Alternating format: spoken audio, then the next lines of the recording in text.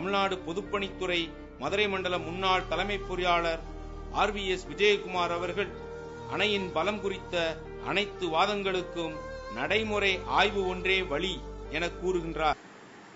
முல்லைப்பெரியாறு அணை பலவீனமாக இருப்பதாகவும் எந்த நேரம் உடைந்து சிதறிவிடும் என்றும் கடந்த 30 ஆண்டு காலமாக கேரள அரசு குரலை கிளப்பிக் கொண்டிருக்கிறது. அணையின் பலத்தை பொறுத்தவரை தமிழ்நாடு பொறியாளர்களுக்கு எவ்வித ஐயப்பாடும் இல்லை. இதுக்கு என்னதான் முடிவு? இதை ஒரு எளிய நடைமுறை பரிசோதனை மூலமாக அணையின் பலத்தை சோதிக்க முடியும்.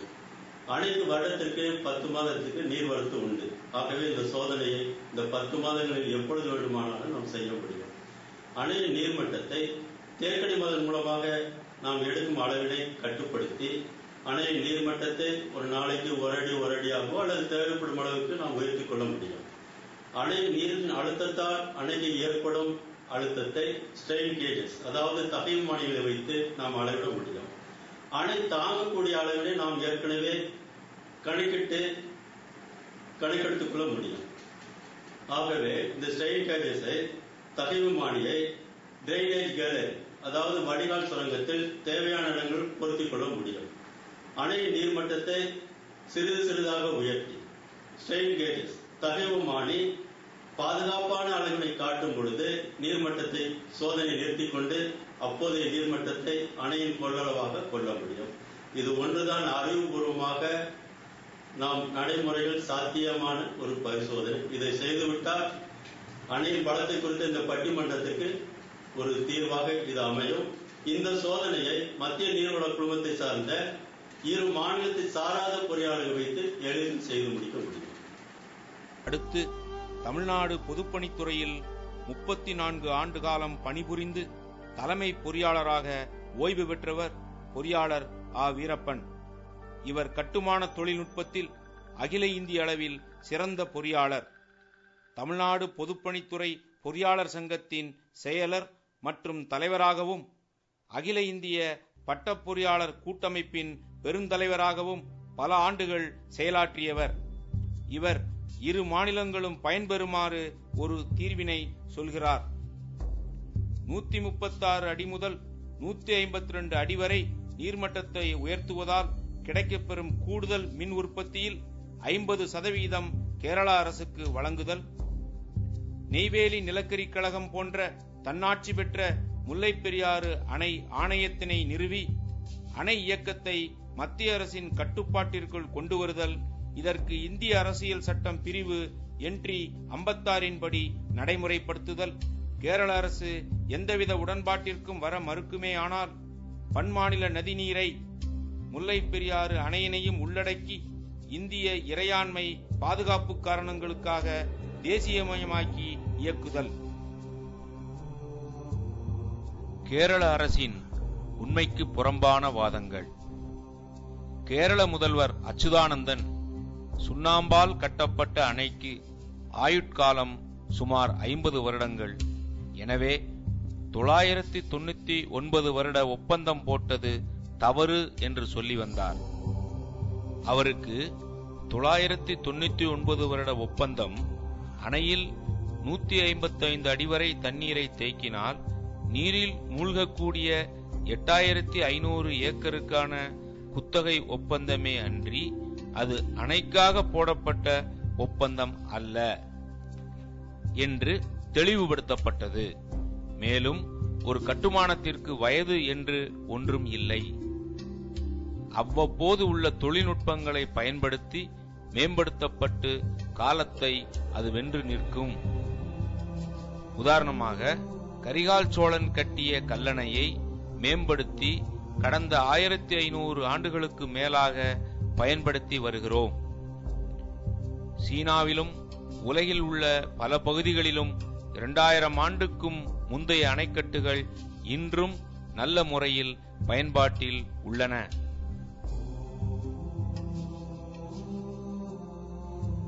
கேரள நீர்ப்பாசனத்துறை அமைச்சர் திரு பிரேமச்சந்திரன் ஒவ்வொரு ஆண்டும் தென்மேற்கு பருவமழை தொடங்கிவிட்டால் தனது பொய்யுரையையும் தொடங்கிவிடுவார். அவர் அடிக்கடி சொல்லுவது, முல்லைப்பெரியாறு அணை பகுதியில் அடைமழை பெய்தால் 3 நாட்களில் 16 டிஎம்சி தண்ணீர் பெருகி அணை உடைந்துவிடும் ஆபத்து உள்ளது. இது போன்ற நிகழ்வு 3 நாட்களில் 16 டிஎம்சி என்பது வினாடிக்கு 66,000 கன அடி ஆகும். அணையின் நீர் வெளியேற்று திறன் 13 வெள்ள நீர் போக்கிகள் மூலமாக வினாடிக்கு 1,22,000 கன அடி. எனவே அணை உடைய வாய்ப்பே இல்லை. தற்சமயம் கேரள அரசு புதிய அணை கட்டுமானத்தில் மிகுந்த முனைப்பு காட்டி வருகிறது. ஏனெனில் கடந்த 30 ஆண்டுகளில் முல்லைப் பெரியாறு அணையின் நீர்மட்டத்தை 136 அடியாக குறைத்த பின்பும் இவ்வணையிலிருந்து உபரி நீர் இடுக்கி அணைக்கு அவர்கள் எதிர்பார்த்த அளவு வந்து சேரவில்லை. எனவே மொத்தமாக முல்லைப் பெரியாறு அணையை இடித்துவிட்டு புதிய அணை கட்டி முல்லைப் பெரியாறு அணையில் தேக்கப்படும் மொத்த நீரையும் இடுக்கி அணைக்கு கொண்டு செல்ல சதித்திட்டம் தீட்டி வருகிறது. இதற்கு காரணமாக அணை பலவீனமடைந்து விட்டது, அணை சேதமடைந்தால் மக்கள் உயிருக்கும் உடைமைக்கும் ஆபத்து என பொய் பிரச்சாரம் செய்து கணினி வரைகலை, அதாவது கம்ப்யூட்டர் கிராபிக்ஸ் தொழில்நுட்ப உதவியுடன் அணை உடைவது போல படம் எடுத்து கேரள மாநிலம் முழுவதும் கிராமங்களிலெல்லாம் போட்டுக்காட்டி பொய் பிரச்சாரம் செய்து கேரள மக்களை பீதியடைய செய்து வருகின்றது. பலப்படுத்தப்பட்ட முல்லைப் பெரியாறு அணை கர்னல் பென்னி குயிக் கட்டிய அணையை விட பல மடங்கு உறுதியானது. உடைவதற்கு வாய்ப்பே இல்லை.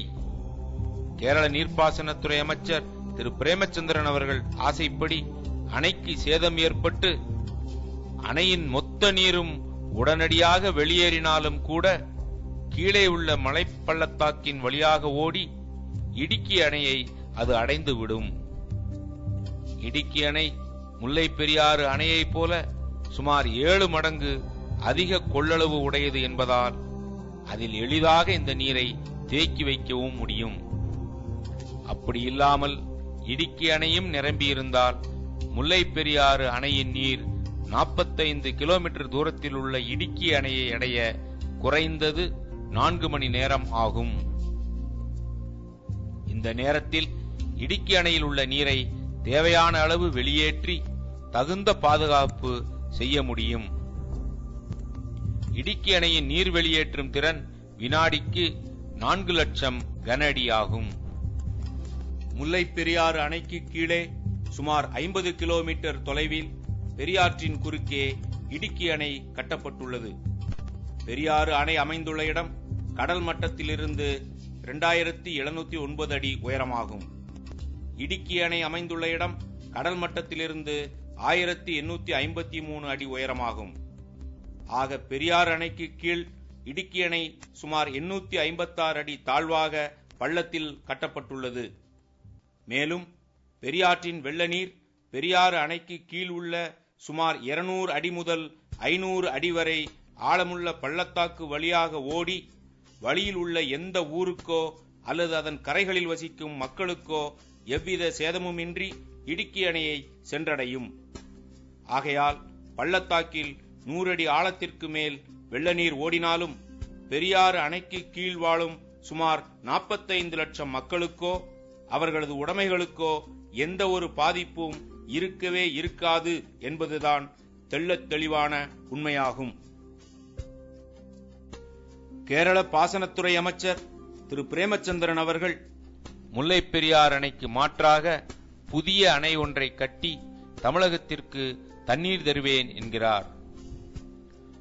அமைச்சரின் சதி புரியாமல் இங்குள்ளவர்களும் புதிய அணையை கட்டி தண்ணீர் தருகிறேன் என்கிறாரே என்று புரியாமல் பேசுகிறார்கள்.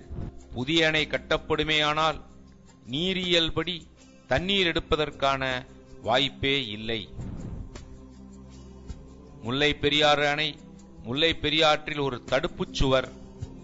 தேக்கப்படும் நீரினை தேக்கடி மதகு மூலமாக தமிழகத்திற்கு சுரங்கப்பாறை வழியாக எடுக்கப்படுகின்றது. தற்போது உள்ள அமைப்பின்படி இந்த அணையில் 104 அடி வரை தேக்கப்படும் நீரினை பயன்படுத்த முடியாது. 104 அடிக்கு மேலே உள்ள நீரினை கால்வாய் மூலமாக எடுக்கப்படுகிறது. தற்பொழுது அமைச்சர் திரு பிரேமச்சந்திரன் கட்டப்போவதாக சொல்லப்படும் அணை முல்லை பெரியாறு அணைக்கு சுமார் 350 மீட்டர் கீழ்ப்பகுதியில் உள்ளது. இதனுடைய மட்டம் தற்பொழுது உள்ள அணையின் மட்டத்தினை விட 50 அடி குறைவு. எனவே இவ்வணையில் தேக்கப்படும் நீர் 150 அடிக்கு மேலே தாண்டினால்தான் தமிழகத்தின் பயன்பாட்டிற்கு எடுக்க முடியும். ஆனால் அதற்கான வாய்ப்பே இல்லை. அவர்கள் கட்ட தீர்மானித்துள்ள அணையின் உயரமும் 140 அடிதான். மேலும் புதிதாக அவர்கள் கட்ட தீர்மானித்துள்ள அணை நீர்மின் திட்டத்திற்கான அணை. ஆகவே இந்த அணையில் வருடம் முழுவதும் 24 மணி நேரமும் மின் உற்பத்திக்காக நீரை எடுத்துக்கொண்டே இருப்பார்கள். ஆகவே தமிழகத்திற்கு உண்மையிலேயே கேரள அரசு தண்ணீர் தர விரும்பினாலும் நீரியல்படி தண்ணீர் எடுக்க இயலாது. கேரளா புதிதாக அணைகட்ட தேர்ந்தெடுக்கப்பட்ட இடம் பாதுகாக்கப்பட்ட வனப்பகுதி. அப்பகுதியில் ஒரு மரத்தை வெட்டுவதற்கு கூட உச்சநீதிமன்றத்தின் முன் அனுமதி வேண்டும் என இந்திய வன பாதுகாப்பு சட்டம் கூறுகின்றது. இந்நிலையில் பல 100 ஏக்கர் இடத்தில் வனத்தை அழித்து புதிய அணையை கட்ட இந்திய அரசு ஒப்புதல் அளிக்குமா? அல்லது புதிய அணைக்கு இடம் தேர்வு செய்வதாக கூறிக்கொண்டு பாதுகாக்கப்பட்ட வனப்பகுதியில் 3 இடங்களில் மரங்களை வெட்டி தள ஆய்வும் நிலத்தை குடைந்து மண் சோதனையும் கேரள அரசு செய்ததை வேடிக்கை பார்த்தது போல இதையும் மத்திய அரசு வேடிக்கை பார்க்குமா? இவ்வளவு அடாவடி செய்து முல்லை பெரியாறு அணையை அழிப்பதில் ஆர்வம் காட்டும் கேரள அரசிற்கும் இந்த அணை ஒரு பொன் முட்டையிடும் வாத்து. எப்படி? முல்லை பெரியாறு அணையில் கேரள அரசு அடையும் பயன்கள். தேக்கடியில் வருடம் முழுவதும் வந்து குவியும் சுற்றுலா பயணிகள், அணை நீரில் படகு சுற்றுலா, அணையில் பிடிக்கப்படும் மீன்பிடிப்பு மூலமாக கேரள அரசிற்கு கிடைக்கும் ஆண்டு வருமானம் சுமார் 300 கோடி ஆகும். அணையின் நீர்பிடிப்பு பகுதியான சுமார் 8590 ஏக்கருக்கு குத்தகை பணமாக தமிழக அரசு கேரளாவிற்கு கொடுத்து வருவது ரூபாய் 2.5 லட்சம் ஆகும். லோயர் கேம்பில் தயாரிக்கப்படும் மின்சாரத்திற்கு ராயல்டியாக வருடத்திற்கு சுமார் 6 லட்சம் ரூபாய். அணைப்பகுதியில் பணியில் உள்ள கேரள அரசு காவலர்களுக்கு வருட ஊதியமாக ரூபாய் 12 லட்சம். கேரள மாநிலம் முழுக்க முழுக்க தமிழகத்தை சார்ந்துள்ள மாநிலமாகும்.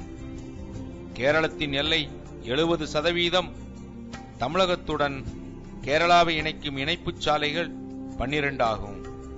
இதன் மூலமாக கேரளாவின் அன்றாட அத்தியாவசிய தேவைக்கான உணவு பண்டங்களில் இருந்து பிற இன்றியமையாத பொருட்கள் அனைத்தும் தமிழகத்திலிருந்துதான் இந்த வழித்தடங்கள் மூலமாக கேரளாவிற்கு கொண்டு செல்லப்படுகின்றது.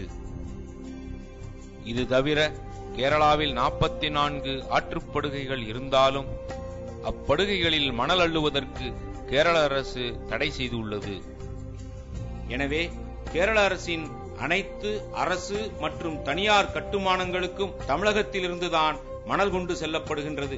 எனவே தமிழகம் வளமானதாக இருந்தால்தான் அதன் முழு பலன் கேரளாவிற்கு உண்டு என்பதை உணர்ந்து கேரளா தனது அடாவடித்தனத்தை நிறுத்திக் கொண்டு உச்சநீதிமன்றத்தின் தீர்ப்பிற்கு நீர்மட்டத்தை பழைய நிலைக்கே உயர்த்த வேண்டும்.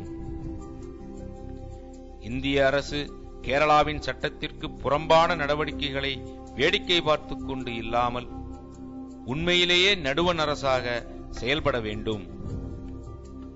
உச்சநீதிமன்றமும் நடுவண் அரசும் நீதியை நிலைநாட்ட தவறினால் தமிழகத்தின் தென் மாவட்டங்களில் மீண்டும் வறட்சி, பஞ்சம், பசி, பட்டினி மற்றும் கலாச்சார சீரழிவு ஏற்படும். எனவே உச்சநீதிமன்றம் ஏற்கனவே தான் வழங்கிய நியாயமான தீர்ப்பினை உறுதி செய்து அதனை நடைமுறைப்படுத்திட உரிய நடவடிக்கை எடுத்து தனது பெயருக்கு பெருமை சேர்க்க வேண்டும் என்பதுதான் முல்லை பெரியாறு பாசன விவசாயிகள் மட்டுமல்லாது ஒவ்வொரு தமிழனின் எதிர்பார்ப்பாகும்.